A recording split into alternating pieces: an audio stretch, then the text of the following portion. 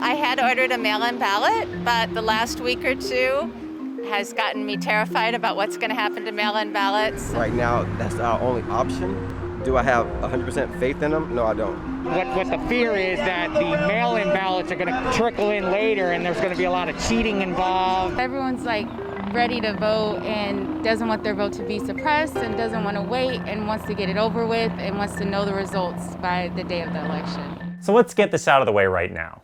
There's a very real chance that we won't know who won the presidency on election night this year. And that's okay. I'm Miles Parks, I cover voting for NPR, and I'm here to explain why this is the case, and why it's not something to freak out about.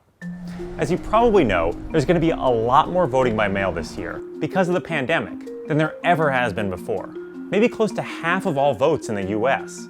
But it's important to understand that counting mail ballots takes more time and more resources than counting in-person votes.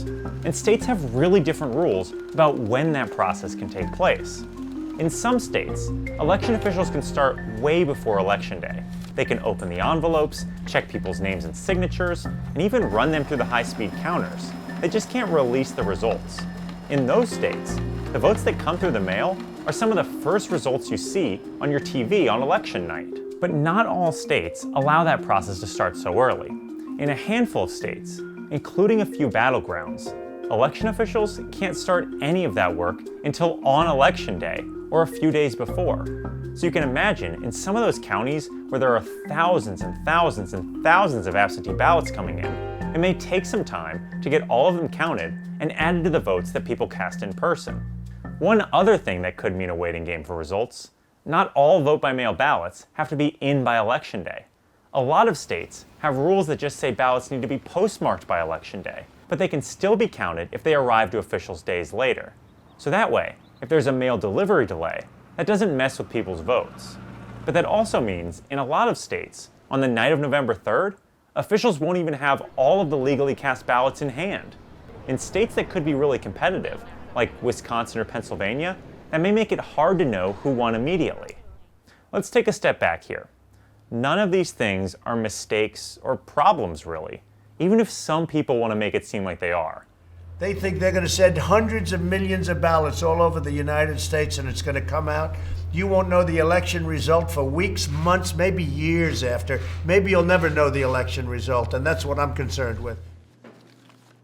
Mail ballots take longer to count because officials are going through safeguards that make it so people can vote anonymously and in a secure way. And counting mail ballots that have been cast by Election Day, but which take a little longer to arrive, mean literally hundreds of thousands more of people's votes will count. The real problem, according to experts in the federal government, is when people try to sow doubt in the results because they're taking a little longer to calculate, or because the numbers are changing in the days after Election Day. We know this is a period where conspiracy theories can take off, because the American public, by and large, doesn't have a great understanding of how the election system works. In Florida in 2018, then Governor Rick Scott was running for a Senate seat. As the absentee votes were counted, his lead dwindled, and he claimed fraud without providing any evidence. The people of Florida deserve fairness and transparency, and the supervisors are failing to give it to us. Every Floridian should be concerned there may be rampant fraud happening in Palm Beach and Broward counties. The fact is, election results always take time. The numbers you're seeing on your TV on election night have never been the official results. They're projections made by media organizations based on early returns and other data.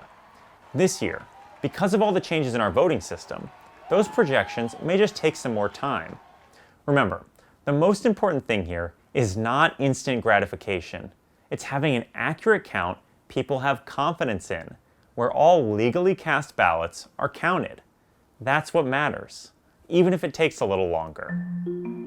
For more elections coverage, check out the NPR Politics podcast or head over to npr.org.